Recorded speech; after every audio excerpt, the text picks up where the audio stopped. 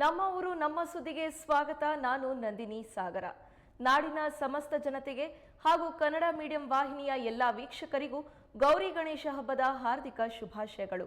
ಮೊದಲಿಗೆ ಹೆಡ್ಲೈನ್ಸ್. ಹೊರಟಿದ್ದು ವಿಘ್ನೇಶ್ವರ ಮೂರ್ತಿ ತರಲು, ಸೇರಿದ್ದು ಮಸಣಕ್ಕೆ. ತರೀಕೆರೆಯಲ್ಲಿ ಟಾಟಾ ಏಸ್ ಪಲ್ಟಿ, ಇಬ್ಬರು ಯುವಕರ ದುರಂತ ಅಂತ್ಯ, ಮತ್ತಿಬ್ಬರ ಸ್ಥಿತಿ ಗಂಭೀರ. ಶಿವಮೊಗ್ಗ ಜಿಲ್ಲೆಯಾದ್ಯಂತ ಖಾಕಿ ಕಟ್ಟೆಚ್ಚರ, ರೂಟ್ ಮಾರ್ಚ್ ನಡೆಸಿ ಶಾಂತಿ ಕದಡುವವರಿಗೆ ಖಡಕ್ ಸಂದೇಶ, ಭದ್ರಾವತಿಯಲ್ಲೂ ಪೊಲೀಸರ ಪರೇಡ್.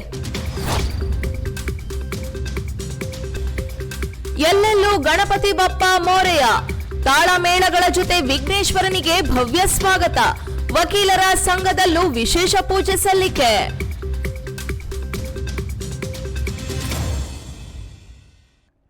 ಗಣೇಶ ಮೂರ್ತಿ ತರಲು ಹೋದ ಇಬ್ಬರು ಯುವಕರ ದುರಂತ ಅಂತ್ಯ. ಈ ಕುರಿತಂತೆ ಬಿಗ್ ಬ್ರೇಕಿಂಗ್ ನ್ಯೂಸ್ ಬರ್ತಾ ಇದೆ, ಬನ್ನಿ ನೋಡೋಣ.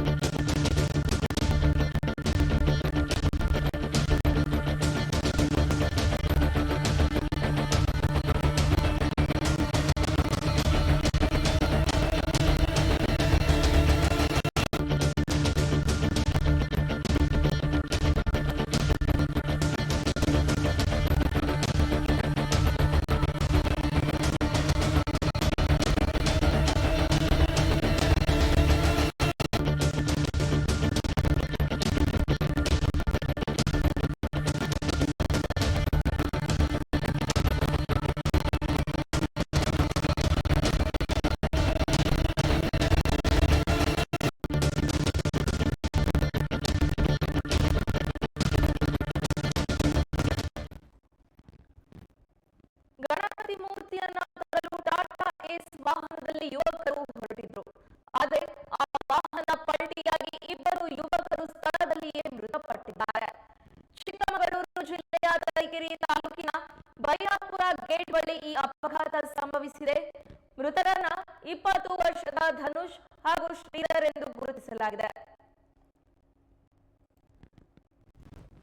ಲಿಂಗದಹಳ್ಳಿ ಪಟ್ಟಣದ 9 ಜನ ಯುವಕರು ಬೆಳಗ್ಗೆ 7 ಗಂಟೆಗೆ ಗಣಪತಿ ತರಲೆಂದು 15 ಕಿಲೋಮೀಟರ್ ದೂರದ ತರೀಕೆರೆ ಪಟ್ಟಣಕ್ಕೆ ಟಾಟಾ ಏಸ್ ಲಗೇಜ್ ಆಟೋದಲ್ಲಿ ಹೋಗ್ತಾ ಇದ್ರು.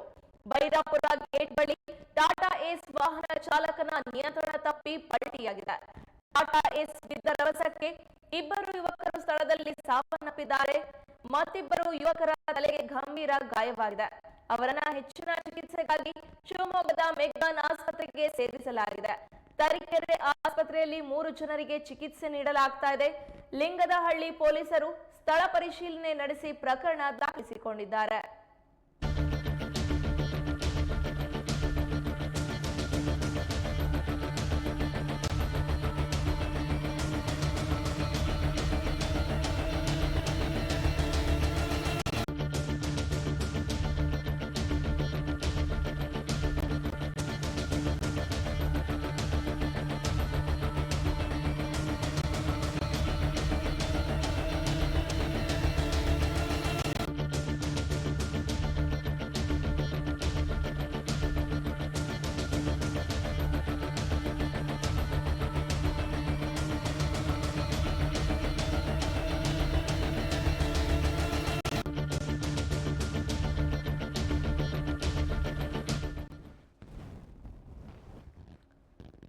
ಗಣಪತಿ ಮೂರ್ತಿಯನ್ನ ತರಲು ಟಾಟಾ ಏಸ್ ವಾಹನದಲ್ಲಿ ಯುವಕರು ಹೊರಟಿದ್ರು. ನಾಡಿನಾದ್ಯಂತ ಗಣಪತಿ ಹಬ್ಬದ ಸಂಭ್ರಮ ಮನೆ ಮಾಡಿದೆ. ಆದ್ರೆ ಗಣಪತಿಯನ್ನ ಬರಮಾಡಿಕೊಳ್ಳೋಕೆ ಹೊರಟಂತ ಈ ಯುವಕರು ಮಸಣವನ್ನ ಸೇರಿದ್ದಾರೆ. ಟಾಟಾ ಏಸ್ ವಾಹನ ಪಲ್ಟಿಯಾಗಿ ಇಬ್ಬರು ಯುವಕರು ಸ್ಥಳದಲ್ಲಿಯೇ ಮೃತಪಟ್ಟಿದ್ದಾರೆ. ಗಣಪತಿ ಮೂರ್ತಿಯನ್ನ ತರೋದಕ್ಕೆ ಟಾಟಾ ಏಸ್ ವಾಹನದಲ್ಲಿ ಈ ಯುವಕರು ಹೊರಟಿದ್ರು. ಚಿಕ್ಕಮಗಳೂರು ಜಿಲ್ಲೆಯ ತರೀಕೆರೆ ತಾಲೂಕಿನ ಭೈರಾಪುರ ಗೇಟ್ ಬಳಿ ಈ ಅಪಘಾತ ಸಂಭವಿಸಿದೆ. ಮೃತರನ್ನ 20 ವರ್ಷದ ಧನುಷ್ ಹಾಗೂ ಶ್ರೀಧರ್ ಎಂದು ಗುರುತಿಸಲಾಗಿದೆ. ಲಿಂಗದಹಳ್ಳಿ ಪಟ್ಟಣದ 9 ಜನ ಯುವಕರು ಬೆಳಗ್ಗೆ 7 ಗಂಟೆಗೆ ಗಣಪತಿ ತರಲೆಂದು 15 ಕಿಲೋಮೀಟರ್ ದೂರದ ತರೀಕೆರೆ ಪಟ್ಟಣಕ್ಕೆ ಟಾಟಾ ಏಸ್ ಲಗೇಜ್ ಆಟೋದಲ್ಲಿ ಹೋಗ್ತಾ ಇದ್ರು. ಬೈರಾಪುರ ಗೇಟ್ ಬಳಿ ಟಾಟಾ ಏಸ್ ವಾಹನ ಚಾಲಕನ ನಿಯಂತ್ರಣ ತಪ್ಪಿ ಪಲ್ಟಿಯಾಗಿದೆ. ಟಾಟಾ ಏಸ್ ಬಿದರಬ್ಸಕ್ಕೆ ಇಬ್ಬರು ಯುವಕರು ಸ್ಥಳದಲ್ಲೇ ಸಾವನ್ನಪ್ಪಿದ್ದಾರೆ. ಮತ್ತಿಬ್ಬರು ಯುವಕರ ತಲೆಗೆ ಗಂಭೀರವಾದಂತಹ ಗಾಯವಾಗಿದೆ.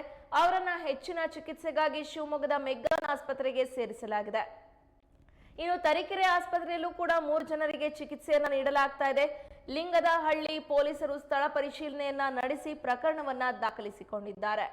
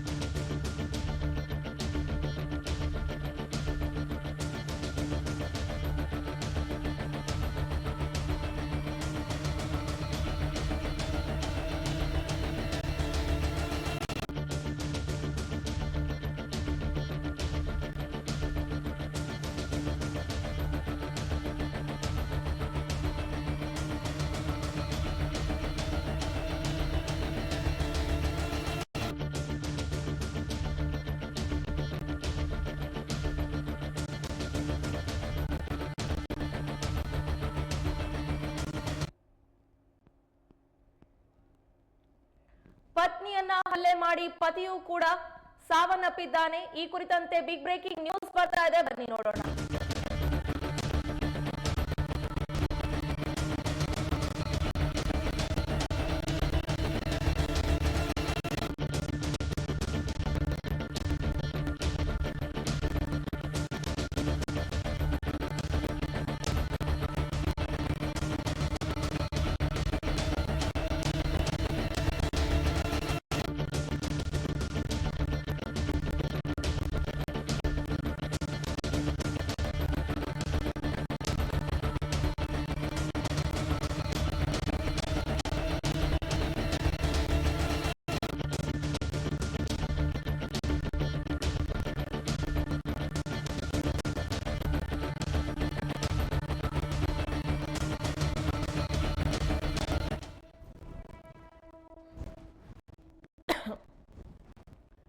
ರಿಪ್ಪನ್ಪೇಟೆ ಬಳಿಯ ಕೋಡೂರು ಗ್ರಾಮ ಪಂಚಾಯಿತಿ ವ್ಯಾಪ್ತಿಯಲ್ಲಿ ಪತ್ನಿ ಮೇಲೆ ಮಾರಣಾಂತಿಕ ಹಲ್ಲೆ ನಡೆಸಿದ್ದ ಪತಿ ನಂತರ ಪಟಗುಪ್ಪ ಸೇತುವೆ ಮೇಲಿಂದ ಹಾರಿ ಸಾವಿಗೆ ಶರಣಾಗಿರುವ ಘಟನೆ ನಡೆದಿದೆ. ಪತಿಯ ಅನೈತಿಕ ಸಂಬಂಧವನ್ನ ಪ್ರಶ್ನಿಸಿದ್ದಕ್ಕೆ ಮಾರಣಾಂತಿಕ ಹಲ್ಲೆ ನಡೆಸಿದ್ದಾರೆ ಎಂದು ದೂರಿನಲ್ಲಿ ಉಲ್ಲೇಖ ಮಾಡಲಾಗಿದೆ. ಕೋಡೂರು ಗ್ರಾಮ ಪಂಚಾಯಿತಿ ವ್ಯಾಪ್ತಿಯ ಸುರುಳಿಕೊಪ್ಪ ಗ್ರಾಮದ ಸದಾನಂದ್ ಮೃತಪಟ್ಟವರು. ಪ್ರಶ್ನೆ ಮಾಡಿದ್ದ ಹೆಂಡತಿಗೆ ಈತ ಹಲ್ಲೆ ನಡೆಸಿದ್ದ.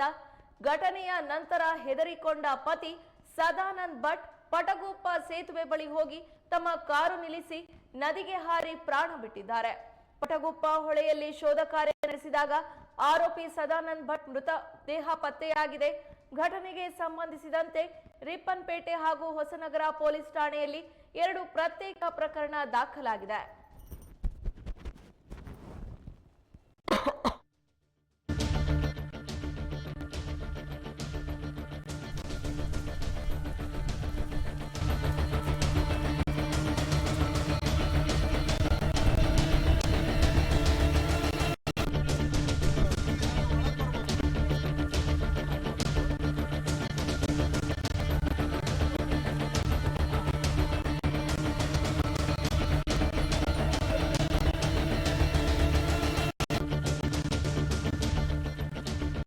ಪತ್ನಿಯ ಮೇಲೆ ಹಲ್ಲೆ ನಡೆಸಿ ನಂತರ ತಾನು ಕೂಡ ಆತ್ಮಹತ್ಯೆಗೆ ಶರಣಾದಂತಹ ಘಟನೆ ರಿಪ್ಪನ್ಪೇಟೆ ಬಳಿಯ ಕೋಡೂರು ಗ್ರಾಮ ಪಂಚಾಯಿತಿ ವ್ಯಾಪ್ತಿಯಲ್ಲಿ ನಡೆದಿದೆ. ಪತ್ನಿಯ ಮೇಲೆ ಮಾರಣಾಂತಿಕ ಹಲ್ಲೆಯನ್ನ ನಡೆಸಿದಂತಹ ಪತಿ ಪಟಗುಪ್ಪೆ ಸೇತುವೆ ಮೇಲಿಂದ ಹಾರಿ ಸಾವಿಗೆ ಶರಣಾಗಿರುವಂತಹ ಘಟನೆ ನಡೆದಿದೆ. ಪತಿಯ ಅನೈತಿಕ ಸಂಬಂಧವನ್ನ ಪ್ರಶ್ನಿಸಿದ್ದಕ್ಕೆ ಮಾರಣಾಂತಿಕ ಹಲ್ಲೆಯನ್ನ ನಡೆಸಿದ್ದಾನೆ ಗಂಡ. ಹೀಗಂತ ದೂರಿನಲ್ಲಿ ಉಲ್ಲೇಖ ಮಾಡಲಾಗಿದೆ. ಕೋಡೂರು ಗ್ರಾಮ ಪಂಚಾಯಿತಿ ವ್ಯಾಪ್ತಿಯ ಸುರುಳಿಕೊಪ್ಪ ಗ್ರಾಮದ ಸದಾನಂದ್ ಮೃತಪಟ್ಟವರು. ಪ್ರಶ್ನೆ ಮಾಡಿದ್ದ ಹೆಂಡತಿಗೆ ಈತ ಹಲ್ಲೆ ನಡೆಸಿದ್ದ. ಘಟನೆಯ ನಂತರ ಹೆದರಿಕೊಂಡಂತಹ ಪತಿ ಸದಾನಂದ್ ಭಟ್ ಪಟಗುಪ್ಪೆ ಸೇತುವೆ ಮೇಲಿಂದ ನದಿಗೆ ಹಾರಿ ತಮ್ಮ ಕಾರನ್ನ ನದಿಯ ಬಳಿಯಲ್ಲಿ ನಿಲ್ಲಿಸಿ ಪ್ರಾಣವನ್ನ ಬಿಟ್ಟಿದ್ದಾರೆ. ಪಟಗುಪ್ಪ ಹೊಳೆಯಲ್ಲಿ ಶೋಧ ಕಾರ್ಯ ನಡೆಸಿದಾಗ ಆರೋಪಿ ಸದಾನಂದ ಭಟ್ ಮೃತದೇಹ ಪತ್ತೆಯಾಗಿದೆ.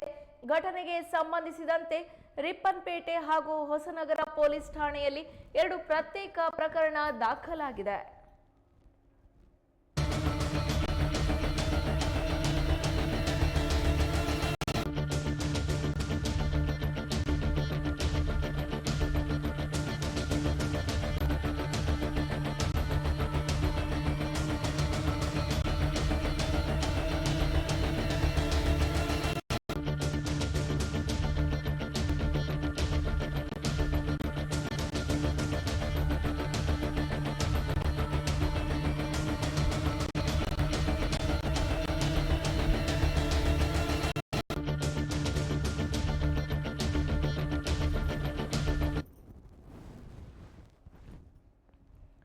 ತುಂಗಾಭದ್ರಾ ಜಲಾಶಯದ 19ನೇ ಕ್ರಸ್ಟ್ ಗೇಟ್ ಕಳಚಿ ಬಿದ್ದ ಪ್ರಕರಣದ ತನಿಖೆ ನಡೆಸಲು ತುಂಗಾಭದ್ರಾ ಅಣೆಕಟ್ಟು ಮಂಡಳಿ 6 ಸದಸ್ಯರ ತಾಂತ್ರಿಕ ತಂಡವನ್ನು ರಚನೆ ಮಾಡಿದ್ದು 15 ದಿನಗಳಲ್ಲಿ ವರದಿ ಸಲ್ಲಿಸುವಂತೆ ಸೂಚನೆ ನೀಡಿದೆ.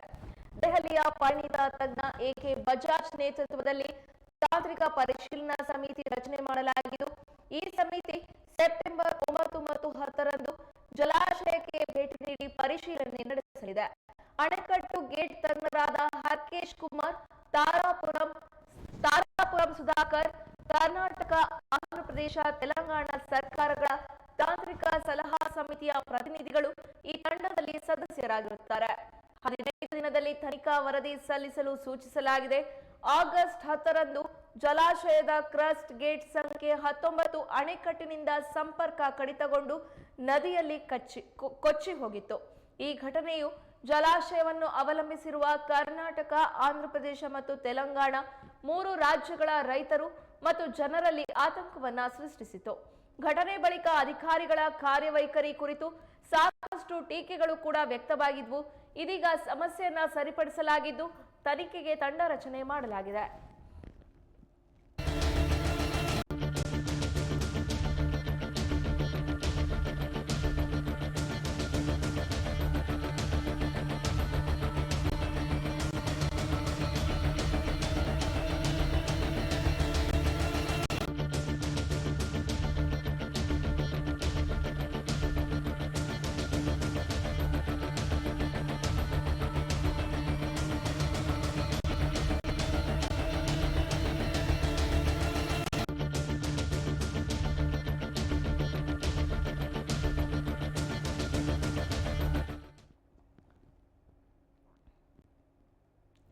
ಇತ್ತೀಚೆಗಷ್ಟೇ ತುಂಗಾಭದ್ರಾ ಜಲಾಶಯದ 19ನೇ ಕ್ರಸ್ಟ್ ಗೇಟ್ ಕಳಚಿ ಬಿದ್ದು ಭಾರಿ ಪ್ರಕರಣ ಸಂಭವಿಸಿತು. ಬಿದ್ದಂತಹ ಪ್ರಕರಣದ ತನಿಖೆ ನಡೆಸಲು ತುಂಗಾಭದ್ರಾ ಅಣೆಕಟ್ಟು ಮಂಡಳಿ 6 ಸದಸ್ಯರ ತಾಂತ್ರಿಕ ತಂಡವನ್ನ ರಚನೆ ಮಾಡಿದ್ದು 15 ದಿನಗಳಲ್ಲಿ ವರದಿ ಸಲ್ಲಿಸುವಂತೆ ಸೂಚನೆ ನೀಡಿದೆ. ದೆಹಲಿಯ ಪರಿಣಿತ ತಜ್ಞ ಎಕೆ ಬಜಾಜ್ ನೇತೃತ್ವದಲ್ಲಿ ತಾಂತ್ರಿಕ ಪರಿಶೀಲನಾ ಸಮಿತಿ ರಚನೆ ಮಾಡಲಾಗಿದ್ದು, ಈ ಸಮಿತಿ ಸೆಪ್ಟೆಂಬರ್ 9 ಮತ್ತು 10ರಂದು ಜಲಾಶಯಕ್ಕೆ ಭೇಟಿ ನೀಡಿ ಪರಿಶೀಲನೆ ನಡೆಸಲಿದೆ. ಅಣೆಕಟ್ಟು ಗೇಟ್ ತಜ್ಞರಾದ ಹರ್ಕೇಶ್ ಕುಮಾರ್, ತಾರಾಪುರಂ ಸುಧಾಕರ್, ಕರ್ನಾಟಕ, ಆಂಧ್ರಪ್ರದೇಶ, ತೆಲಂಗಾಣ ಸರ್ಕಾರಗಳ ತಾಂತ್ರಿಕ ಸಲಹಾ ಸಮಿತಿಯ ಪ್ರತಿನಿಧಿಗಳು ಈ ತಂಡದಲ್ಲಿ ಸದಸ್ಯರಾಗಿರುತ್ತಾರೆ. 15 ದಿನದಲ್ಲಿ ತನಿಖಾ ವರದಿ ಸಲ್ಲಿಸಲು ಸೂಚಿಸಲಾಗಿದೆ. ಇನ್ನು ಆಗಸ್ಟ್ 10ರಂದು ಜಲಾಶಯ ಕ್ರಸ್ಟ್ ಗೇಟ್ ಸಂಖ್ಯೆ 19 ಅಣೆಕಟ್ಟಿನಿಂದ ಸಂಪರ್ಕ ಕಡಿತಗೊಂಡು ನದಿಯಲ್ಲಿ ಕೊಚ್ಚಿ ಹೋಗಿತ್ತು. ಈ ಘಟನೆಯು ಜಲಾಶಯವನ್ನ ಅವಲಂಬಿಸಿರುವ ಕರ್ನಾಟಕ, ಆಂಧ್ರಪ್ರದೇಶ ಮತ್ತು ತೆಲಂಗಾಣ 3 ರಾಜ್ಯಗಳ ರೈತರು ಮತ್ತು ಜನರಲ್ಲಿ ಆತಂಕವನ್ನ ಸೃಷ್ಟಿಸಿತು. ಘಟನೆ ಬಳಿಕ ಅಧಿಕಾರಿಗಳ ಕಾರ್ಯವೈಖರಿ ಕುರಿತು ಸಾಕಷ್ಟು ಟೀಕೆಗಳು ವ್ಯಕ್ತವಾಗಿದ್ವು. ಇದೀಗ ಸಮಸ್ಯೆಯನ್ನ ಸರಿಪಡಿಸಲಾಗಿದ್ದು ತನಿಖೆಗೆ ತಂಡ ರಚನೆ ಮಾಡಲಾಗಿದೆ.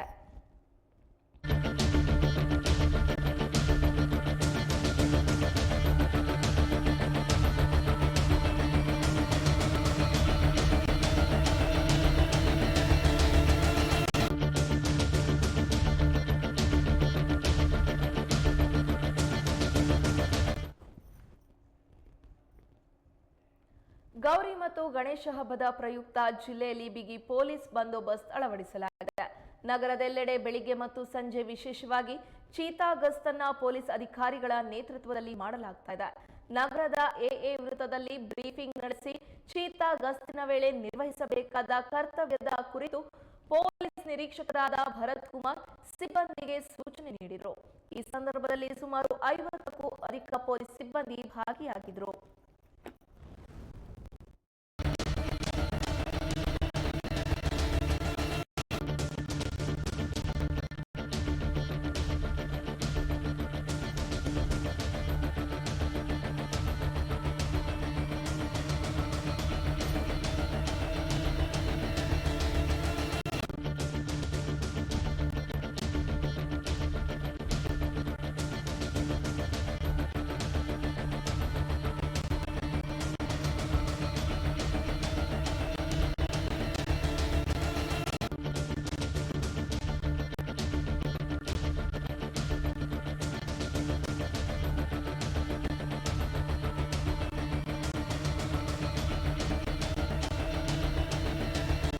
ಗೌರಿ ಗಣೇಶ ಹಬ್ಬ ಹಾಗೂ ಈದ್ ಮಿಲಾದ್ ಹಬ್ಬದ ಹಿನ್ನೆಲೆಯಲ್ಲಿ ಕಳೆದ 1 ತಿಂಗಳಿಂದಲೂ ಕೂಡ ಪೊಲೀಸರು ಮುನ್ನೆಚ್ಚರಿಕಾ ಕ್ರಮಗಳನ್ನು ತೆಗೆದುಕೊಳ್ತಾ ಶಾಂತಿ ಸಭೆಯನ್ನ ನಡೆಸಿದ್ದಾರೆ.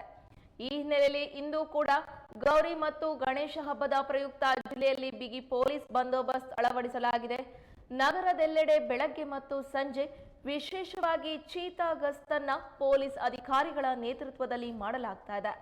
ನಗರದ ಅಮೀರ್ ಅಹಮದ್ ವೃತ್ತದಲ್ಲಿ ಬ್ರೀಫಿಂಗ್ ನಡೆಸಿ ಚೀತಾ ಗಸ್ತಿನ ವೇಳೆ ನಿರ್ವಹಿಸಬೇಕಾದ ಕರ್ತವ್ಯದ ಕುರಿತು ಪೊಲೀಸ್ ನಿರೀಕ್ಷಕರಾದ ಭರತ್ ಕುಮಾರ್ ಸಿಬ್ಬಂದಿಗೆ ಸೂಚನೆ ನೀಡಿದರು.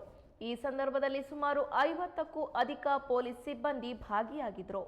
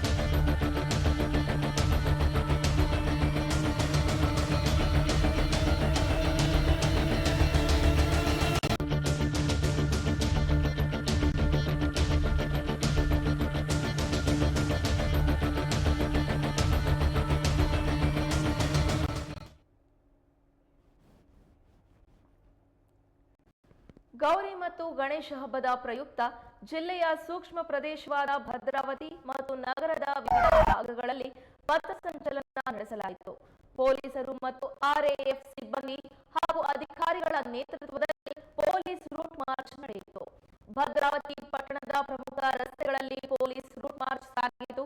ಶಿವಾಜಿ ವೃತ್ತದಿಂದ ಪ್ರಾರಂಭಿಸಿ ಸಂತೆ ಮೈದಾನ, ಹೊಳೆಹೊನ್ನೂರು ವೃತ್ತ, ಲಕ್ಷ್ಮೀ ಸಾಮಿಲ್, ಜಟ್ಪಟ್ ನಗರ, ಕಂಚಿ ಬಾಗಿಲು, ಕಾಜಿ ಮೊಹಲ್ಲಾ, ಬಸವೇಶ್ವರ ವೃತ್ತ, ಕೊನೆಗೆ ಹೊಸಮನೆ ಪೊಲೀಸ್ ಠಾಣೆ ಆವರಣದಲ್ಲಿ ಅಂತ್ಯವಾಯಿತು.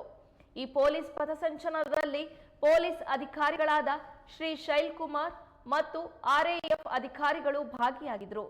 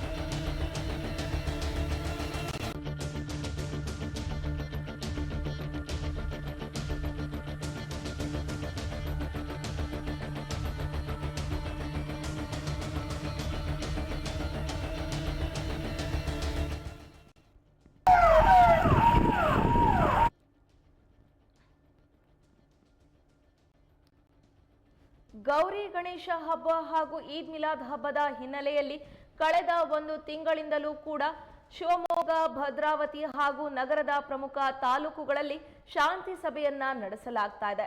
ಭದ್ರಾವತಿಯ ಧರ್ಮದ ಮುಖಂಡರೊಂದಿಗೆ ಶಾಂತಿ ಸಭೆಯನ್ನ ನಡೆಸಿ ಹಬ್ಬವನ್ನ ಯಾವುದೇ ತೊಂದರೆಗಳಿಲ್ಲದೆ ನಡೆಸುವಂತೆ ಈಗಾಗಲೇ ಎಸ್ಪಿ ಮಿಥುನ್ ಕುಮಾರ್ ನೇತೃತ್ವದ ತಂಡ ಸಭೆಯನ್ನ ನಡೆಸಿ ಸಲಹೆ ಸೂಚನೆಗಳನ್ನ ನೀಡಿದ್ರು. ಗೌರಿ ಗಣೇಶ ಹಬ್ಬದ ಪ್ರಯುಕ್ತ ಈಗ ಜಿಲ್ಲೆಯ ಸೂಕ್ಷ್ಮ ಪ್ರದೇಶವಾದ ಭದ್ರಾವತಿ ಮತ್ತು ನಗರದ ವಿವಿಧ ಭಾಗಗಳಲ್ಲಿ ಪಥಸಂಚಲನ ನಡೆಸಲಾಯಿತು. ಪೊಲೀಸರು ಮತ್ತು ಆರ್ಎಎಫ್ ಸಿಬ್ಬಂದಿ ಹಾಗೂ ಅಧಿಕಾರಿಗಳ ನೇತೃತ್ವದಲ್ಲಿ ಪೊಲೀಸ್ ರೂಟ್ ಮಾರ್ಚ್ ನಡೆಯಿತು. ಭದ್ರಾವತಿ ಪಟ್ಟಣದ ಪ್ರಮುಖ ರಸ್ತೆಗಳಲ್ಲಿ ಪೊಲೀಸ್ ರೂಟ್ ಮಾರ್ಚ್ ಸಾಗಿದೆ. ಶಿವಾಜಿ ವೃತ್ತದಿಂದ ಪ್ರಾರಂಭಿಸಿ ಸಂತೆ ಮೈದಾನ, ಹೊಳೆಹೊನ್ನೂರು ವೃತ್ತ, ಲಕ್ಷ್ಮೀ ಸಾಮಿಲ್, ಜಟ್ಪಟ್ ನಗರ, ಕಂಚಿ ಬಾಗಿಲು, ಕಾಜಿ ಮೊಹಲ್ಲಾ, ಬಸವೇಶ್ವರ ವೃತ್ತ, ಕೊನೆಗೆ ಹೊಸಮನೆ ಪೊಲೀಸ್ ಠಾಣೆ ಆವರಣದಲ್ಲಿ ಅಂತ್ಯವಾಯಿತು. ಈ ಪೊಲೀಸ್ ಪಥಸಂಚಲನದಲ್ಲಿ ಪೊಲೀಸ್ ಅಧಿಕಾರಿಗಳಾದ ಶ್ರೀ ಶೈಲ್ ಕುಮಾರ್ ಮತ್ತು ಆರ್ಎಎಫ್ ಅಧಿಕಾರಿಗಳು ಭಾಗಿಯಾಗಿದ್ದರು.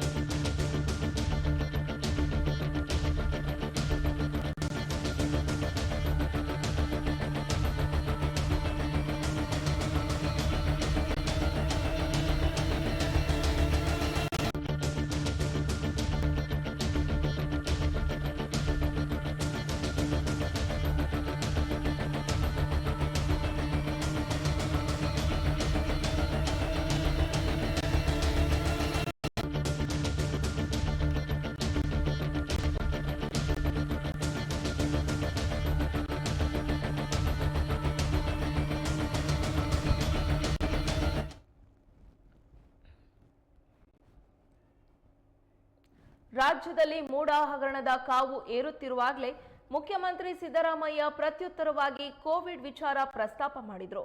ಇದಕ್ಕೆ ಉತ್ತರ ನೀಡಿದ ಮಾಜಿ ಆರೋಗ್ಯ ಸಚಿವರಾದ ಡಾಕ್ಟರ್ ಸುಧಾಕರ್, ತನಿಖೆಗೆ ಉತ್ತರ ನೀಡ್ತೇವೆ. ನಾನೊಬ್ಬನೇ ಕೋವಿಡ್ ಸನ್ನಿವೇಶವನ್ನ ಎದುರಿಸಿಲ್ಲ. ಪೂರ್ತಿ ಸರ್ಕಾರ ಹಿಂದಿತ್ತು.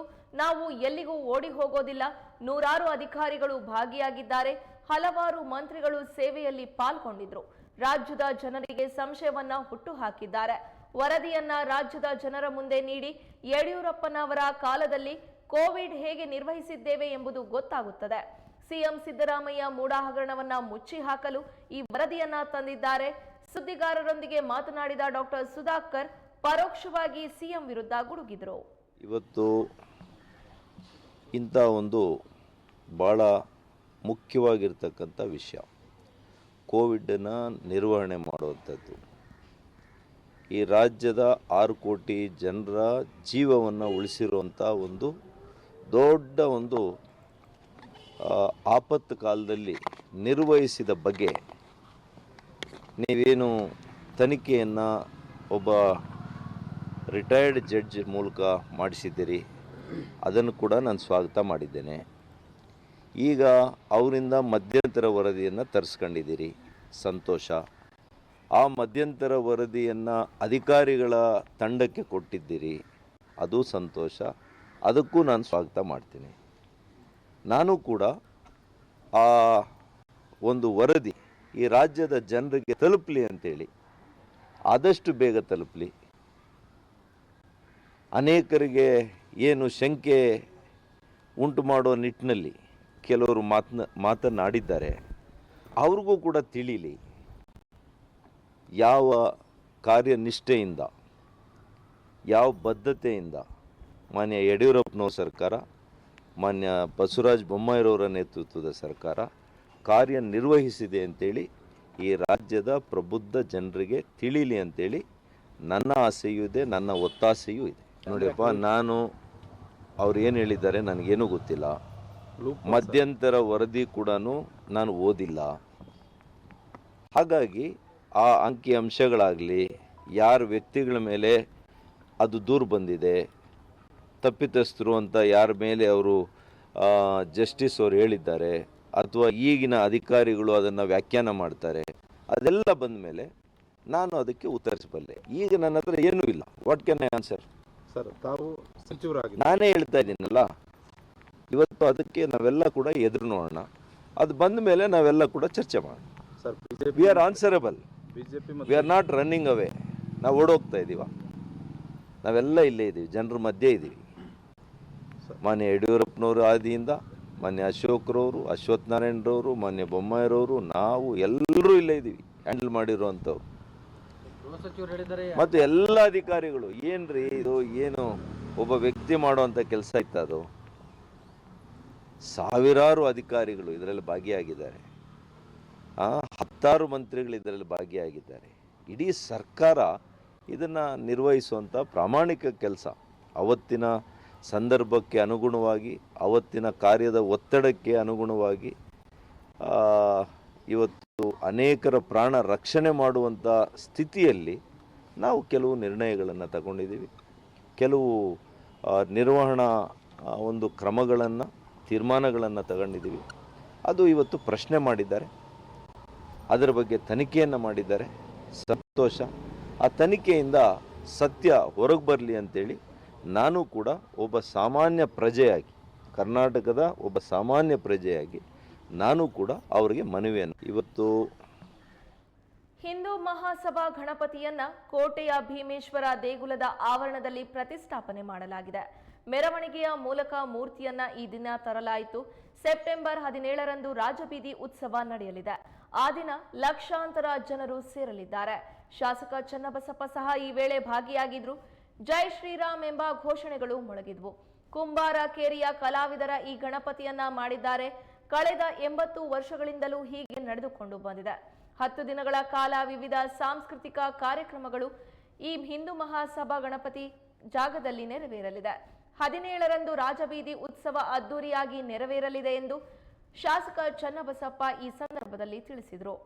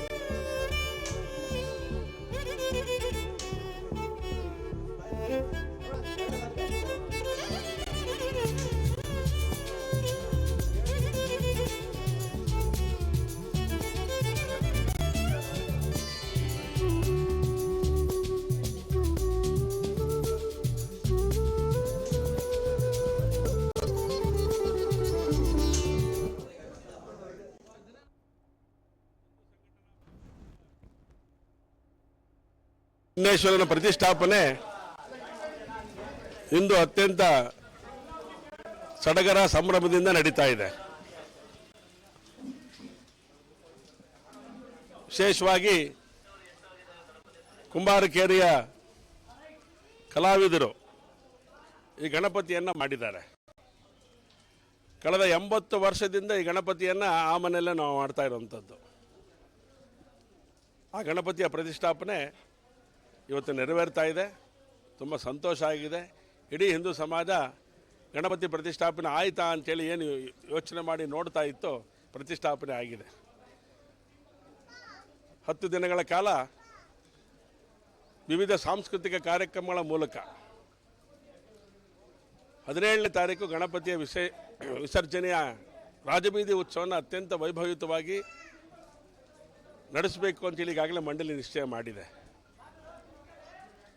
ಇದಕ್ಕೆ ಬೇಕಾಗಿರುವಂಥ ಎಲ್ಲ ಸಕಲ ಸಿದ್ಧತೆಗಳನ್ನು ಮಾಡಿಕೊಂಡಿದೆ ಮಂಡಳಿ. ಲೋಕಮಾನ್ಯ ತಿಲಕರ, ಸ್ವಾತಂತ್ರ್ಯ ವೀರ ಸಾವರ್ಕರ್ ಅವರ, ಛತ್ರಪತಿ ಶಿವಾಜಿ ಮಹಾರಾಜರ ಅನೇಕ ಆಶಯಗಳೇನಿತ್ತು ಅದಕ್ಕೆ ಪೂರಕವಾಗಿ ಈ ಗಣೇಶೋತ್ಸವ ನಡೀತಾ ಇರುವಂಥದ್ದು.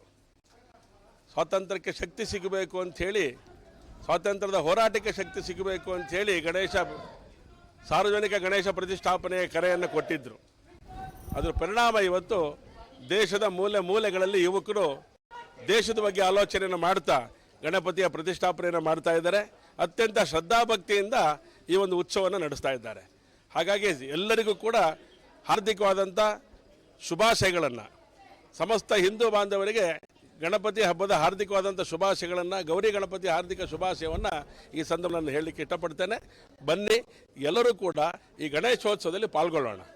ನಮಸ್ಕಾರ. ವಕೀಲರ ಭವನದಲ್ಲಿ ಗಣೇಶನ ಹಬ್ಬವನ್ನ ಸಂಭ್ರಮ ಸಡಗರದಿಂದ ಆಚರಣೆ ಮಾಡಲಾಯಿತು. ವಿಘ್ನೇಶ್ವರನಿಗೆ ವಿಶೇಷ ಪೂಜೆಯನ್ನ ವಕೀಲರು ಸಲ್ಲಿಕೆ ಮಾಡಿದರು. ಶಿವಮೊಗ್ಗ ಜಿಲ್ಲೆಯಲ್ಲಿ ಹಬ್ಬದ ಸಂಭ್ರಮ ಮನೆ ಮಾಡಿದ್ದು ಎಲ್ಲರೂ ಸಂಭ್ರಮ ಸಡಗರದಿಂದ ಹಬ್ಬ ಆಚರಣೆ ಮಾಡ್ತಾ ಇದ್ದಾರೆ. ಇನ್ನು ವಕೀಲರ ಸಂಘದಿಂದ 6ನೇ ವರ್ಷದ ಗಣೇಶೋತ್ಸವ ಇದಾಗಿದೆ. ಪೂಜೆ, ಮಹಾಮಂಗಳಾರತಿ, ಪ್ರಸಾದ ವಿನಿಯೋಗ ಕಾರ್ಯಕ್ರಮಗಳು ನೆರವೇರಿದವು. ನಾಟಕ ಪ್ರದರ್ಶನ, ಯಕ್ಷಗಾನ ಪ್ರದರ್ಶನವನ್ನ ಈ ಬಾರಿ ಹಮ್ಮಿಕೊಳ್ಳಲಾಗಿರುವುದು ವಿಶೇಷ.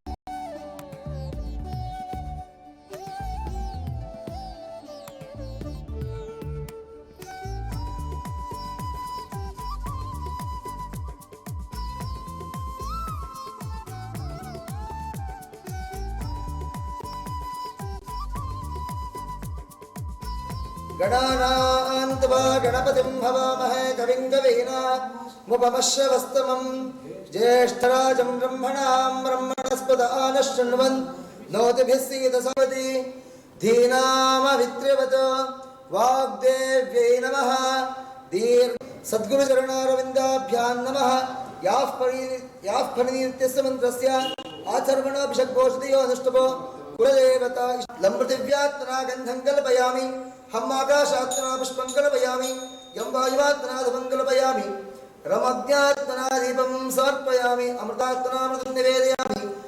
ಆಶೀರ್ವಾದ ನೆರಳಿನಂತೆ ನಮ್ಮ ಜೊತೆ ಸದಾ ನಿಂತು ಕಾಪಾಡುವುದಾಗಿ ವರಸಿದ್ಧಿ ವಿನಾಯಕ ಸ್ವಾಮಿಯಿಂದ ಪ್ರಾರ್ಥಿಸಿ. ಮಾರಾರಿ ಪುತ್ರ ಕರಿವಕ್ರ ಪವಿತ್ರ ಗಾತ್ರ ಕಾರುಣ್ಯ ರೂಪ ಸಕಲ ಮಹಾಪ್ರತಾಪ ಪ್ರಾರಂಭ ಕಾರ್ಯೇಷು ಗುರುದೈವ ಭವೇತ್ ವಿಘ್ನಂ ಏಕದಂತಂ ಶೂರ್ಪಕರ್ಣಂ ಗಜವಕ್ರಂ ಚತುರ್ಭುಜಂ ಪಾಶಾಂಕುಶಧರಂ ದೇವಂ ಧ್ಯಾಯೇತ್ ಸಿದ್ಧಿ ವಿನಾಯಕಂ ವರಸಿದ್ಧಿ ಸಕಲ ಕಾರ್ಯಂ ಅನುಜ್ಞಾಂ ದೇಹಿ ಪ್ರಾರ್ಥಯಾಮಿ. ಪ್ರಭಾಕರೋ ಮಹಾದೇವಾಃ ದೀಪೋಯಂ ಪ್ರತಿರಕ್ಯತಾಂ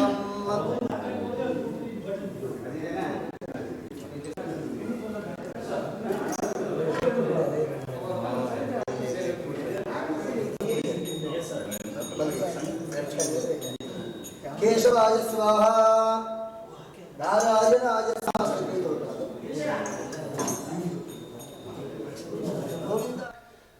ಈ ದಿನ ನಮ್ಮ ಶಿವಮೊಗ್ಗ ವಕೀಲರ ಸಂಘದ ವತಿಯಿಂದ ವಕೀಲ ಮಿತ್ರರ ಗಣಪತಿ 2024 ಇದರ ಅಂಗವಾಗಿ ನಾವೀಗಾಗಲೇ ವಿಘ್ನೇಶ್ವರನ ಪ್ರತಿಷ್ಠಾಪನೆ ಮಾಡಲಾಗಿದೆ.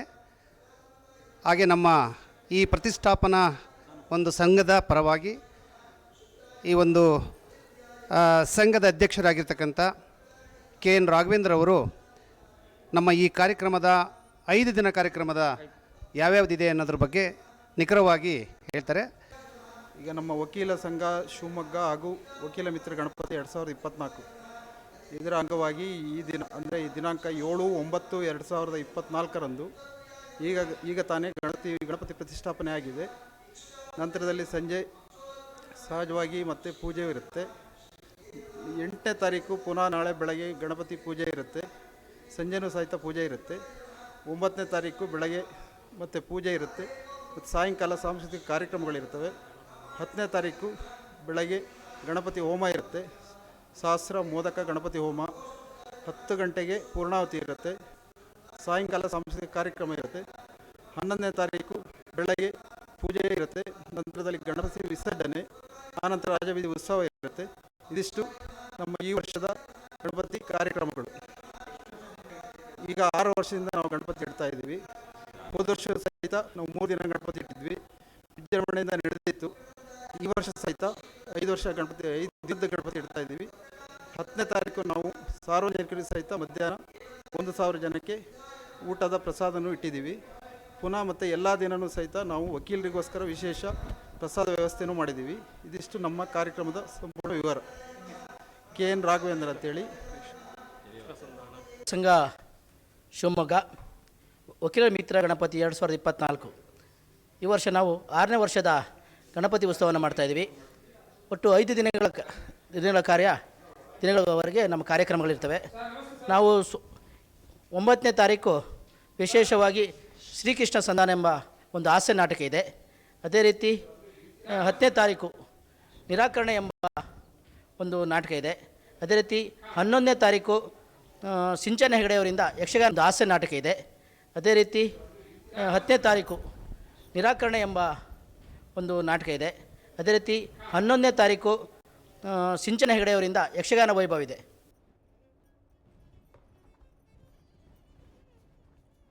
ಎಲ್ಲಿ ನೋಡಿದ್ರೂ ತಾಳಮೇಳಗಳದ್ದೇ ಸದ್ದು. ಗಣೇಶನ ಮೂರ್ತಿ ಕೊಂಡೊಯ್ಯುತ್ತಿರುವ ದೃಶ್ಯಗಳು, ಉತ್ಸಾಹ, ಸಂಭ್ರಮ, ಸಡಗರದ ವಾತಾವರಣ. ಇದು ಮಲೆನಾಡಿನ ಹೆಬ್ಬಾಗಿಲು ಶಿವಮೊಗ್ಗದಲ್ಲಿ ಕಂಡು ಬಂದಂತಹ ದೃಶ್ಯಗಳು. ವಿಘ್ನ ನಿವಾರಕನ ಆರಾಧನೆ ಮಾಡುವಲ್ಲಿ ಜನರು ನಿರತರಾಗಿದ್ದಾರೆ. ಮನಗಳಲ್ಲಿ ಸಂಭ್ರಮ ಮನೆ ಮಾಡಿದೆ. ಎಲ್ಲೆಡೆಯೂ ಹಬ್ಬದ ವಾತಾವರಣ ನಿರ್ಮಾಣವಾಗಿದೆ. ವಾಹನಗಳಲ್ಲಿ ಗಣೇಶನ ಮೂರ್ತಿಗಳನ್ನ ಇಟ್ಟುಕೊಂಡು ಮನೆ ಕಡೆ, ಪೆಂಡಾಲ್ ಕಡೆ ಹೋಗ್ತಾ ಇರುವ ದೃಶ್ಯಗಳು ಕಂಡು ಬಂದವು. ಇನ್ನು ಶಿವಮೊಗ್ಗ ನಗರದ ಸೈನ್ಸ್ ಮೈದಾನದಲ್ಲಿ ಮೂರ್ತಿ ಖರೀದಿಯು ಜೋರಾಗಿ ನಡೀತಾ ಇದೆ. ಸಣ್ಣ ಸಣ್ಣ ಮಕ್ಕಳು ಸಹ ಮೂರ್ತಿ ಖರೀದಿ ಮಾಡಿ ಮನೆಗೆ ತೆಗೆದುಕೊಂಡು ಹೋಗುವ ಖುಷಿಯಲ್ಲಿದ್ದಾರೆ.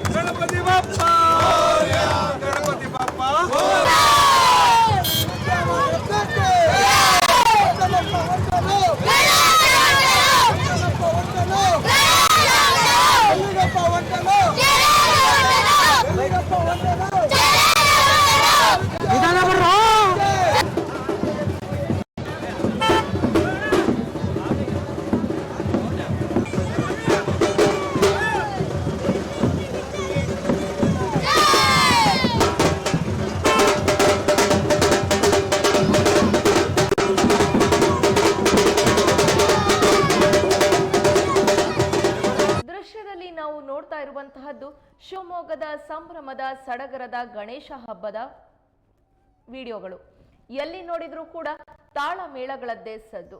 ಗಣೇಶನ ಮೂರ್ತಿಯನ್ನ ಕೊಂಡೊಯ್ತಾ ಇರುವಂತಹ ದೃಶ್ಯಗಳು, ಉತ್ಸಾಹ, ಸಂಭ್ರಮ, ಸಡಗರದ ವಾತಾವರಣದಲ್ಲಿ ಜನರು ಗಣೇಶನ ವಿಗ್ರಹಗಳನ್ನ, ಮೂರ್ತಿಗಳನ್ನ ಮನೆಗೆ ಕೊಂಡೊಯ್ತಾ ಇದ್ದಾರೆ. ಪೂಜೆ ಆರಾಧನೆಯಲ್ಲಿ ಮಗ್ನರಾಗಿದ್ದಾರೆ. ಇದು ಮಲೆನಾಡಿನ ಹೆಬ್ಬಾಗಿಲು ಶಿವಮೊಗ್ಗದಲ್ಲಿ ಕಂಡು ಬಂದಂತಹ ದೃಶ್ಯ. ವಿಘ್ನ ನಿವಾರಕನ ಆರಾಧನೆ ಮಾಡುವಲ್ಲಿ ಜನರು ನಿರತರಾಗಿದ್ದಾರೆ. ಮನೆ ಮನಗಳಲ್ಲಿ ಸಂಭ್ರಮ ಮನೆ ಮಾಡಿದೆ. ಎಲ್ಲೆಡೆಯೂ ಕೂಡ ಹಬ್ಬದ ವಾತಾವರಣ ನಿರ್ಮಾಣವಾಗಿದೆ. ವಾಹನಗಳಲ್ಲಿ ಗಣೇಶನ ಮೂರ್ತಿಗಳನ್ನ ಇಟ್ಟುಕೊಂಡು ಮನೆ ಕಡೆ, ಪೆಂಡಾಲ್ ಕಡೆ ಹೋಗ್ತಾ ಇರುವ ದೃಶ್ಯಗಳು ಕಂಡು ಬಂದವು. ಇನ್ನು ಶಿವಮೊಗ್ಗ ನಗರದ ಸೈನ್ಸ್ ಮೈದಾನದಲ್ಲೂ ಕೂಡ ಮೂರ್ತಿ ಖರೀದಿಯು ಬಲು ಜೋರಾಗಿ ನಡೀತಾ ಇದೆ. ಸಣ್ಣ ಸಣ್ಣ ಮಕ್ಕಳುಗಳು ಕೂಡ ಮೂರ್ತಿ ಖರೀದಿ ಮಾಡಿ ವಿಘ್ನೇಶನಿಗೆ ಜೈಕಾರವನ್ನ ಹಾಕಿಕೊಳ್ತಾ ಮನೆಗೆ ತೆಗೆದುಕೊಂಡು ಹೋಗ್ತಾ ಇರುವಂತಹ ದೃಶ್ಯಗಳು, ಪೆಂಡಾಲ್ ಕಡೆ ತೆಗೆದುಕೊಂಡು ಹೋಗ್ತಾ ಇರುವಂತಹ ದೃಶ್ಯಗಳು ಎಲ್ಲರ ಮನಸೂರೆಗೊಳ್ತಾ ಇದೆ.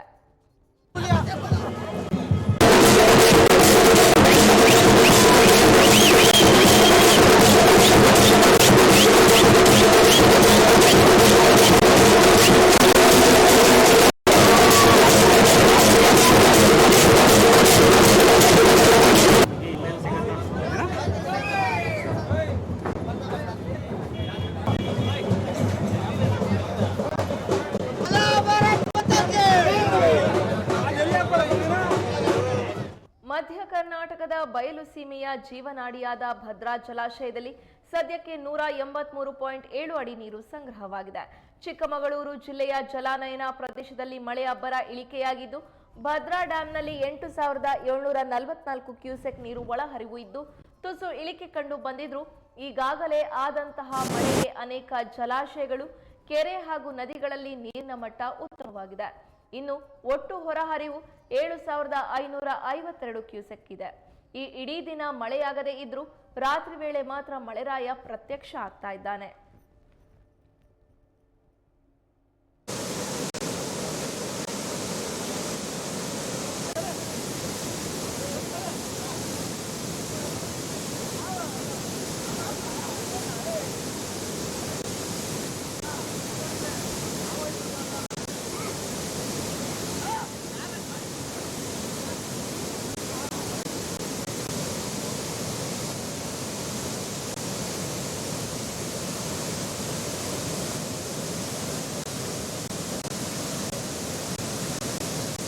ಮಧ್ಯ ಕರ್ನಾಟಕದ ಬಯಲು ಸೀಮೆಯ ಜೀವನಾಡಿಯಾದ ಭದ್ರಾ ಜಲಾಶಯದಲ್ಲಿ ಸದ್ಯಕ್ಕೆ 183.7 ಅಡಿ ನೀರು ಸಂಗ್ರಹವಾಗಿದೆ. ಚಿಕ್ಕಮಗಳೂರು ಜಿಲ್ಲೆಯ ಜಲಾನಯನ ಪ್ರದೇಶದಲ್ಲಿ ಮಳೆ ಅಬ್ಬರ ಇಳಿಕೆಯಾಗಿದ್ದು, ಭದ್ರಾ ಡ್ಯಾಂನಲ್ಲಿ 8,744 ಕ್ಯೂಸೆಕ್ ನೀರು ಒಳಹರಿವು ಇದೆ. ತುಸು ಇಳಿಕೆ ಕಂಡು ಬಂದಿದ್ರು. ಈಗಾಗಲೇ ಆದಂತಹ ಮಳೆಗೆ ಅನೇಕ ಜಲಾಶಯಗಳು, ಕೆರೆ ಕಟ್ಟೆಗಳು ಹಾಗೂ ನದಿಗಳಲ್ಲಿ ನೀರಿನ ಮಟ್ಟ ಉತ್ತಮವಾಗಿದೆ. ಇನ್ನು ಒಟ್ಟು ಹೊರಹರಿವು 7,552 ಕ್ಯೂಸೆಕ್ ಇದೆ. ಇಡೀ ದಿನ ಮಳೆಯಾಗದೇ ಇದ್ರೂ ರಾತ್ರಿ ವೇಳೆ ಮಾತ್ರ ಮಳೆರಾಯ ಅಬ್ಬರಿಸ್ತಾ ಇದ್ದಾನೆ.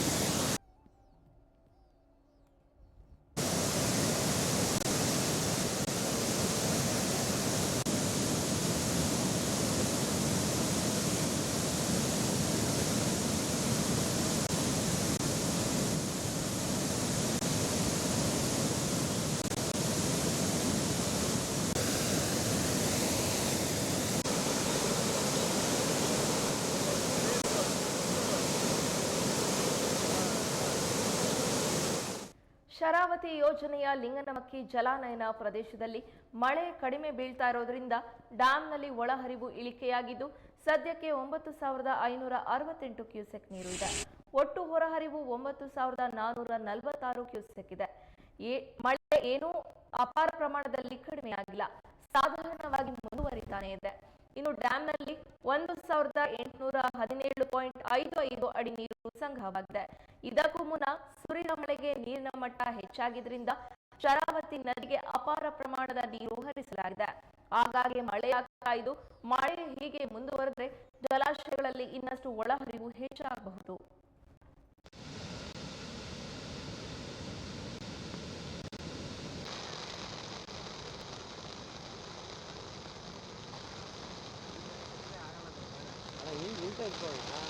ನಾನು ಇಟ್ಕೊಂಡೆ ನೋಡಿ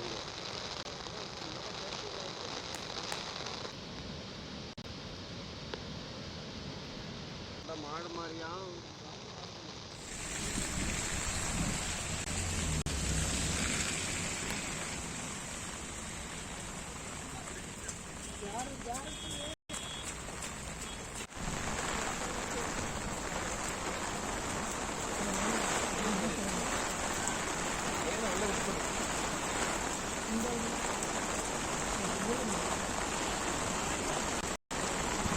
ಶರಾವತಿ ಯೋಜನೆಯ ಲಿಂಗನಮಕ್ಕಿ ಜಲಾನಯನ ಪ್ರದೇಶದಲ್ಲಿ ಮಳೆ ಕಡಿಮೆ ಬೀಳ್ತಾ ಇರೋದ್ರಿಂದ ಡ್ಯಾಂನಲ್ಲಿ ಒಳಹರಿವು ಇಳಿಕೆಯಾಗಿದ್ದು ಸದ್ಯಕ್ಕೆ 9,568 ಕ್ಯೂಸೆಕ್ ಇದೆ. ಒಟ್ಟು ಹೊರಹರಿವು 9,446 ಕ್ಯೂಸೆಕ್ಸ್ ಇದೆ. ಮಳೆ ಏನು ಅಪಾರ ಪ್ರಮಾಣದಲ್ಲಿ ಕಡಿಮೆಯಾಗಿಲ್ಲ, ಸಾಧಾರಣವಾಗಿ ಮಳೆ ಮುಂದುವರಿತಾನೆ ಇದೆ. ಇನ್ನು ಡ್ಯಾಂನಲ್ಲಿ 1,817.55 ಅಡಿ ನೀರು ಸಂಗ್ರಹವಾಗಿದೆ. ಇದಕ್ಕೂ ಮುನ್ನ ಸುರಿದಂತಹ ಭಾರಿ ಮಳೆಗೆ ನೀರಿನ ಮಟ್ಟ ಹೆಚ್ಚಾಗಿದ್ದರಿಂದ ಶರಾವತಿ ನದಿಗೆ ಅಪಾರ ಪ್ರಮಾಣದ ನೀರು ಹರಿಸಲಾಗಿದೆ. ಆಗಾಗ್ಗೆ ಮಳೆಯಾಗ್ತಾ ಇದ್ದು ಮಳೆ ಹೀಗೆ ಮುಂದುವರೆದರೆ ಜಲಾಶಯಗಳಲ್ಲಿ ಇನ್ನಷ್ಟು ಒಳಹರಿವು ಹೆಚ್ಚಾಗಬಹುದು.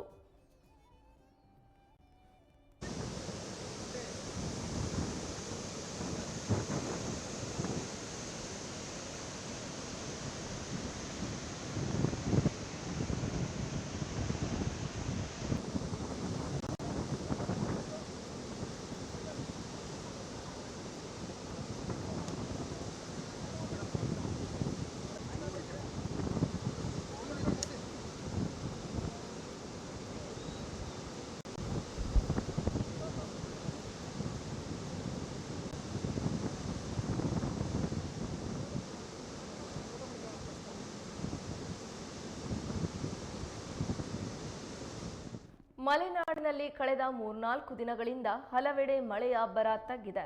ಅದೇ ಕಳೆದ 1 ವಾರಗಳ ಹಿಂದೆ ನೋಡಿದ್ರೆ ಮಳೆಯ ಪ್ರಮಾಣ ಹೆಚ್ಚಾಗಿದ್ದು ಅನೇಕ ಜಿಲ್ಲೆಗಳಿಗೆ ಯೆಲ್ಲೋ ಅಲರ್ಟ್ ಅನ್ನು ನೀಡಲಾಗಿತ್ತು.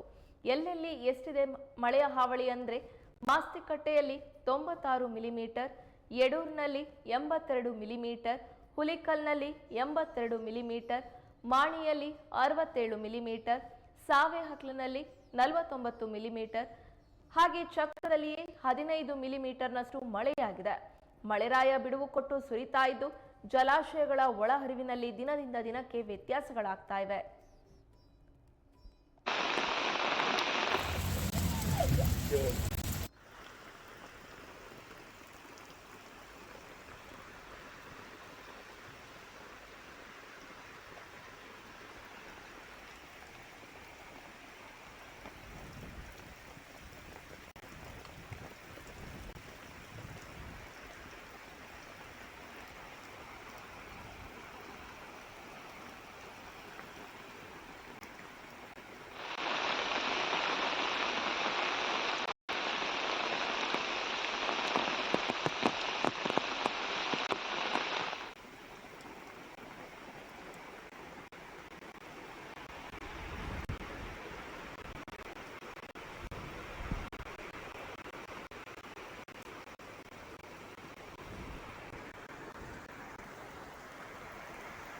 ಮಲೆನಾಡಿನಲ್ಲಿ ಕಳೆದ 3-4 ದಿನಗಳಿಂದ ಹಲವೆಡೆ ಮಳೆಯ ಅಬ್ಬರ ತಗ್ಗಿದೆ.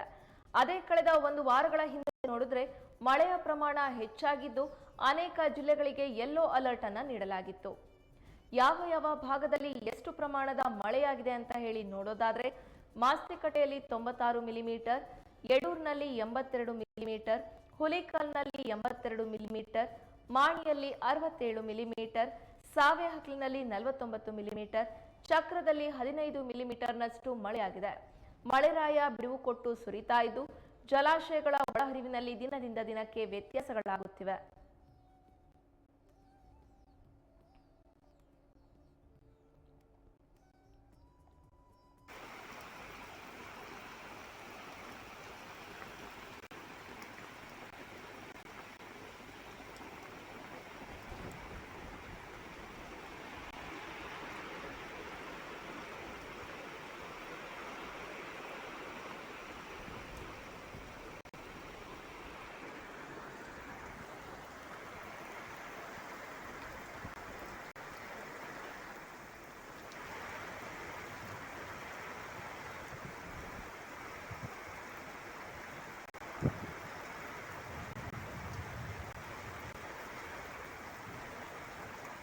ಶಿವಮೊಗ್ಗದಲ್ಲಿ ಶನಿವಾರ ಮಠಮಠ ಮಧ್ಯಾಹ್ನ ಕೆಲವು ಕಡೆ ವರುಣನ ಆಗಮನವಾಗಿದೆ. ಹಲವಾರು ದಿನಗಳಿಂದ ಮಾಯವಾಗಿದ್ದ ವರುಣದೇವ ಮಧ್ಯಾಹ್ನ ಪ್ರತ್ಯಕ್ಷವಾಗಿದ್ದ. ಕೆಲ ಕಾಲ ಮಳೆ ಸುರಿಸಿ ಗಣೇಶನ ಮೂರ್ತಿಯನ್ನ ಮನೆಗೆ ತೆಗೆದುಕೊಂಡು ಹೋಗೋರಿಗೆ ಅಡ್ಡಿಪಡಿಸಿದ. ಹೊಳೆ bus stop, KEB circle, Vidyanagar ಸೇರಿದಂತೆ ಹಲವು ಕಡೆ ಕೆಲ ಕಾಲ ಮಳೆ ಸುರಿಯಿತು.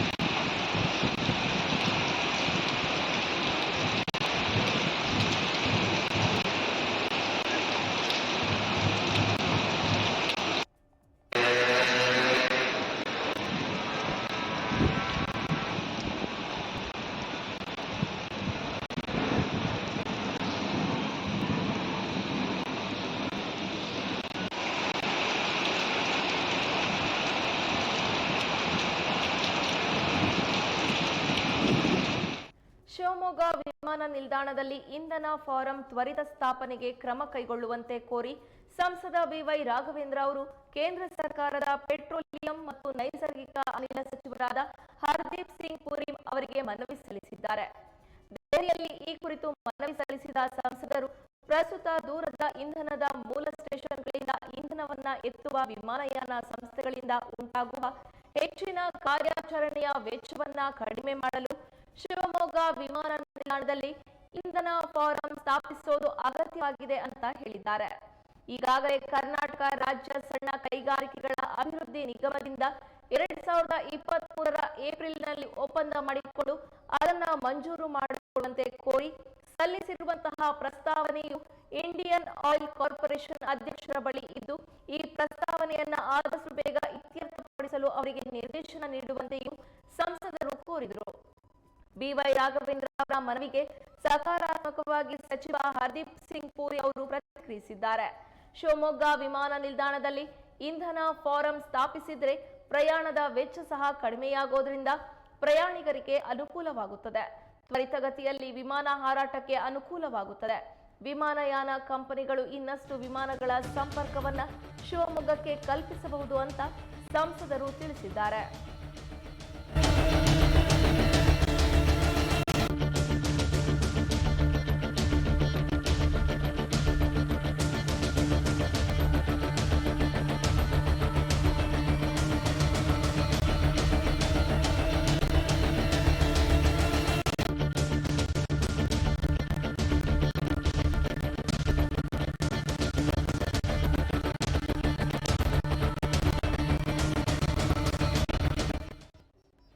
ಶಿವಮೊಗ್ಗ ವಿಮಾನ ನಿಲ್ದಾಣದಲ್ಲಿ ಇಂಧನ ಫಾರಂ ತ್ವರಿತ ಸ್ಥಾಪನೆಗೆ ಕ್ರಮ ಕೈಗೊಳ್ಳುವಂತೆ ಕೋರಿ ಸಂಸದ ಬಿವೈ ರಾಘವೇಂದ್ರ ಅವರು ಕೇಂದ್ರ ಸರ್ಕಾರದ ಪೆಟ್ರೋಲಿಯಂ ಮತ್ತು ನೈಸರ್ಗಿಕ ಅನಿಲ ಸಚಿವರಾದ ಹರ್ದೀಪ್ ಸಿಂಗ್ ಪುರಿ ಅವರಿಗೆ ಮನವಿ ಸಲ್ಲಿಸಿದ್ದಾರೆ. ದೆಹಲಿಯಲ್ಲಿ ಈ ಕುರಿತು ಮನವಿ ಸಲ್ಲಿಸಿದ ಸಂಸದರು ಪ್ರಸ್ತುತ ದೂರದ ಇಂಧನ ಮೂಲ ಸ್ಟೇಷನ್ಗಳಿಂದ ಇಂಧನವನ್ನ ಎತ್ತುವ ವಿಮಾನಯಾನ ಸಂಸ್ಥೆಗಳಿಂದ ಉಂಟಾಗುವ ಹೆಚ್ಚಿನ ಕಾರ್ಯಾಚರಣೆಯ ವೆಚ್ಚವನ್ನ ಕಡಿಮೆ ಮಾಡಲು ಶಿವಮೊಗ್ಗ ವಿಮಾನ ನಿಲ್ದಾಣದಲ್ಲಿ ಇಂಧನ ಫಾರಂ ಸ್ಥಾಪಿಸೋದು ಅಗತ್ಯವಾಗಿದೆ ಅಂತ ಹೇಳಿದ್ದಾರೆ. ಈಗಾಗಲೇ ಕರ್ನಾಟಕ ರಾಜ್ಯ ಸಣ್ಣ ಕೈಗಾರಿಕೆಗಳ ಅಭಿವೃದ್ಧಿ ನಿಗಮದಿಂದ 2023ರ ಏಪ್ರಿಲ್ನಲ್ಲಿ ಒಪ್ಪಂದ ಮಾಡಿಕೊಂಡು ಅದನ್ನು ಮಂಜೂರು ಮಾಡುವಂತೆ ಕೋರಿ ಸಲ್ಲಿಸಿರುವ ಪ್ರಸ್ತಾವನೆಯು ಇಂಡಿಯನ್ ಆಯಿಲ್ ಕಾರ್ಪೊರೇಷನ್ ಅಧ್ಯಕ್ಷರ ಬಳಿ ಇದೆ. ಈ ಪ್ರಸ್ತಾವನೆಯನ್ನ ಆದಷ್ಟು ಬೇಗ ಇತ್ಯರ್ಥಪಡಿಸಲು ಅವರಿಗೆ ನಿರ್ದೇಶನ ನೀಡುವಂತೆಯೂ ಸಹ ಸಂಸದರು ಈ ಸಂದರ್ಭದಲ್ಲಿ ಕೋರಿದ್ದಾರೆ. ಬಿವೈ ರಾಘವೇಂದ್ರ ಅವರ ಮನವಿಗೆ ಸಕಾರಾತ್ಮಕವಾಗಿ ಸಚಿವ ಹರ್ದೀಪ್ ಸಿಂಗ್ ಪೂರಿ ಅವರು ಪ್ರತಿಕ್ರಿಯಿಸಿದ್ದಾರೆ. ಶಿವಮೊಗ್ಗ ವಿಮಾನ ನಿಲ್ದಾಣದಲ್ಲಿ ಇನ್ನು ಇಂಧನ ಫಾರಂ ಸ್ಥಾಪಿಸಿದ್ರೆ ಪ್ರಯಾಣದ ವೆಚ್ಚ ಸಹ ಪ್ರಯಾಣಿಕರಿಗೆ ಕಡಿಮೆಯಾಗೋದ್ರಿಂದ ಅನುಕೂಲವಾಗುತ್ತದೆ.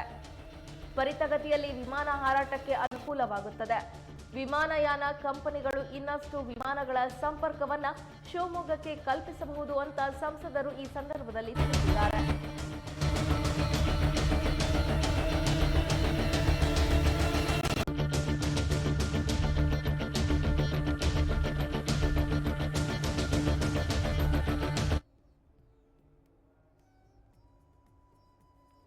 ಇದೀಗ ಮತ್ತೊಮ್ಮೆ ಹೆಡ್ಲೈನ್ಸ್. ಹೊರಟಿದ್ದು ವಿಘ್ನೇಶ್ವರ ಮೂರ್ತಿ ತರಲು, ಸೇರಿದ್ದು ಮಸಣಕ್ಕೆ. ತರೀಕೆರೆಯಲ್ಲಿ ಟಾಟಾ ಏಸ್ ಪಲ್ಟಿ, ಇಬ್ಬರು ಯುವಕರ ದುರಂತ ಅಂತ್ಯ, ಮತ್ತಿಬ್ಬರ ಸ್ಥಿತಿ ಗಂಭೀರ. ಶಿವಮೊಗ್ಗ ಜಿಲ್ಲೆಯಾದ್ಯಂತ ಖಾಕಿ ಕಟ್ಟೆಚ್ಚರ, ರೂಟ್ ಮಾರ್ಚ್ ನಡೆಸಿ ಶಾಂತಿ ಕದಡುವವರಿಗೆ ಖಡಕ್ ಸಂದೇಶ, ಭದ್ರಾವತಿಯಲ್ಲೂ ಪೊಲೀಸರ ಪರೇಡ್. ಎಲ್ಲೆಲ್ಲೂ ಗಣಪತಿ ಬಪ್ಪ ಮೋರೆಯ, ತಾಳಮೇಳಗಳ ಜೊತೆ ವಿಘ್ನೇಶ್ವರನಿಗೆ ಭವ್ಯ ಸ್ವಾಗತ, ವಕೀಲರ ಸಂಘದಲ್ಲೂ ವಿಶೇಷ ಪೂಜೆ ಸಲ್ಲಿಕೆ.